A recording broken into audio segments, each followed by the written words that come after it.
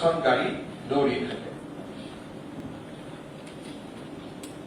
আপোনালোকে at any point of time ensure কৰিব DC SP মোৰ কনভয় মিলি 10খনতকৈ যাতে গাড়ী নহয়। এখন কমন গাড়ী দি দিব for our political people in the convoy. MLA সকলো আহে, মন্ত্ৰী সকলো আহে, মোৰ লগত যাব। তেওঁলোকৰ security will not accompany them, because মোৰতো চিকিউৰিটি আছে। আদাৰৱাইজ যেনেকে প্ৰধানমন্ত্ৰী, ৰাষ্ট্ৰপতি, কেন্দ্ৰীয় মন্ত্ৰী কোনোবাক আমি কৰো, য'ত প্ৰগ্ৰেম আছে তাতে আগত টিমটো গুচি যাব, নেক্সট ভেন্যুত থাকিব। কিন্তু এইবিলাক হয় কিয় আপোনালোকে চিফ মিনিষ্টাৰ ভিজিট বা গভৰ্ণৰ ভিজিট আগতে প্লেন নকৰে। দুদিন আগতটো এখন মিটিং হ'ব লাগিব যে এইখিনি আমি কৰিম। তাকে নকৰি কি হয়, যেতিয়া পিছফালে আপুনি চাই দিয়ে কেতিয়াবা 70খনলৈকে গাড়ী পিছত যায়।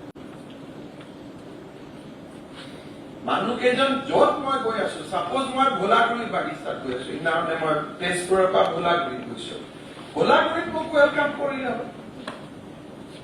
কিন্তু বৰ্ডাৰৰ পৰাই একেবাৰে 20খন গাড়ী, এইটোতো কোনো মিনিং নাই। গতিকে অসমত আমি এটা নন ভিআইপি কালচাৰ, আমাৰ ষ্টেটাছটো বাঢ়িব বাই এফেক্টিভনেছ। এইবাৰে দিল্লীত চিফ ছেক্ৰেটাৰী দ্বিবেদী আছিলে, নীতি আয়োগৰ পৰা CM কনক্লেভলৈকে every presentation Assam was mention with lot of dignity and honour, যে Assam has achieved this, Assam has যিমান টপ ব্ৰেকেটৰ যিমান এচিভমেণ্ট আছে, অসমৰ নামটো টপ ব্ৰেকেটত আছে।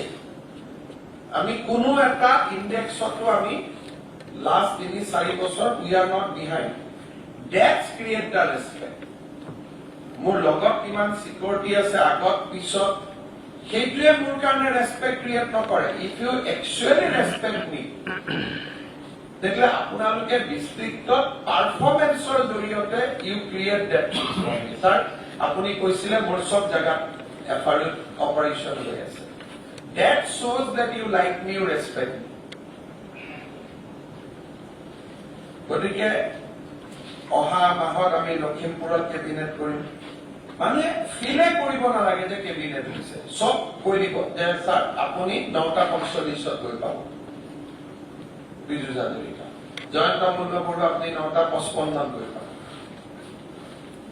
একেলগে ধাৰা গৈ পেলাই তাত এটা যুদ্ধ সদৃশ পৰিৱেশ সৃষ্টি নহয়। এইবিলাক কোনেও বেয়া নাপায় যদি আপোনালোকে প্লেন কৰে। আপোনালোকৰ পৰা একো ইনষ্ট্ৰাকশ্যন নাথাকে, একোৱে নাথাকে, গতিকে মানুহে একো নাথাকে, য'ত আছে সোমাই গুচি যায়। আগদিনাখন ফোন আহিব, কেতিয়া আহিব, ডিচিজনে ফোনো নকৰে মন্ত্ৰীজনক, ছাৰ আপুনি কেতিয়া আহিব, আপুনি কোনদিনা আহিব, আপুনি আগদিনা আহিব নে কালি আহিব। ইমান বেছি আমি নিৰুদ্দেশ হৈ থাকো, সেইকাৰণে উই কুড নট ক্ৰিয়েট এ চিনাৰ্জি। আমাৰ চিনাৰ্জি নাথাকে, আগত আমি কথা নাপাতো।